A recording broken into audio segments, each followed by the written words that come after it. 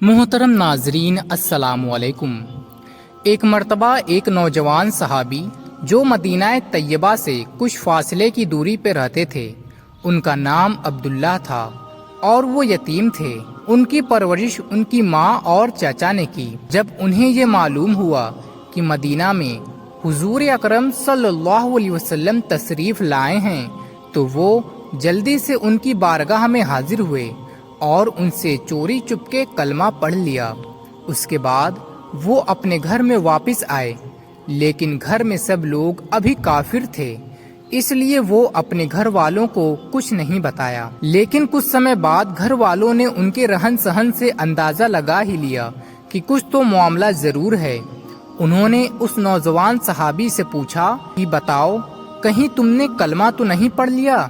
انہوں نے کہا کہ ہاں۔ جب انہوں نے یہ سنا تو انہوں نے کہا کہ ہاں، میں نے کلمہ پڑھ لیا ہے۔ یہ سن کر گھر کے سب لوگ ناراض و غصہ ہو گئے اور کہا کہ اگر تمہیں گھر میں رہنا ہے تو ہمارا دین قبول کرو، نہیں تو کلمہ پڑھ کر اس گھر سے نکل جاؤ۔ انہوں نے کہا کہ میں گھر چھوڑ سکتا ہوں مگر اللہ کے دین کو نہیں چھوڑ سکتا۔ یہ سن کر ان کے چاچا نے اسے خوب مارا پیٹا۔ چنانچہ وہ صحابی وہاں سے روانہ ہو گئے اور مدینہ طیبہ کی طرف روانہ ہوئے۔ رات بھر سفر کرنے کے بعد صبح نبی کریم صلی اللہ علیہ وسلم کی بارگاہ میں حاضر ہوئے۔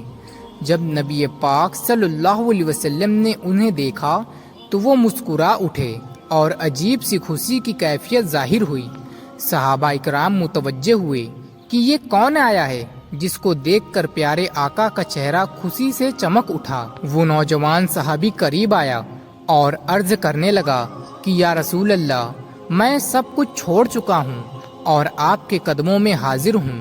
لہٰذا وہ اصحاب صفہ میں شامل ہو گیا اور وہیں رہنا شروع کر دیا، کیونکہ انہوں نے قربانی بھی بہت بڑی دی تھی۔ محبت الہی میں اپنا سب کچھ داؤ پہ لگا دیا تھا۔ کچھ عرصہ گزرا تو نبی کریم صلی اللہ علیہ وسلم ایک غزوے میں تشریف لے گئے۔ وہ نوجوان صحابی بھی ان کے ساتھ میں تھے، لیکن راستے میں ہی ان صحابی کو تیز بخار ہو گیا۔ جب حضور صلی اللہ علیہ وسلم کو پتہ چلا تو وہ جلدی سے ابو بکر صدیق اور حضرت عمر کو ساتھ لے کر وہاں تشریف لے گئے۔ اس وقت اس صحابی کی زندگی کے کچھ ہی لمحے باقی تھے۔ حضور صلی اللہ علیہ وسلم نے ان کے سر کو اپنی گود مبارک میں رکھا۔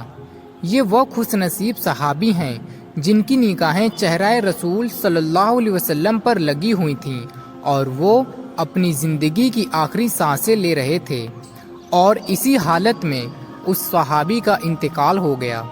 اس صحابی کا جنازہ خود نبی کریم صلی اللہ علیہ وسلم نے پڑھایا اور انہیں اپنے مبارک ہاتھوں سے قبر میں بھی اتارا۔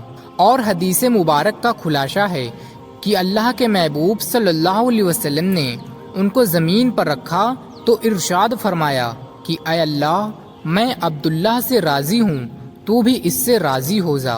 یہ سن کر حضرت عمر رضی اللہ تعالی عنہ وجد میں آ گئے اور کہنے لگے کہ کاش آج نبی کریم صلی اللہ علیہ وسلم کے مبارک ہاتھوں میں میری میت ہوتی۔ سبحان اللہ۔ تو پیارے دوستوں، اگر یہ واقعہ آپ کو پسند آیا ہو تو اس ویڈیو کو دل سے ایک مرتبہ لائک دے کے ہمارے اسلامک چینل کو سبسکرائب کر کے بیل آئیکن ضرور سے دبا دیجیے۔ تو ملتے ہیں پھر سے کسی نئی ویڈیو میں، تب تک کے لیے السلام علیکم، اللہ حافظ۔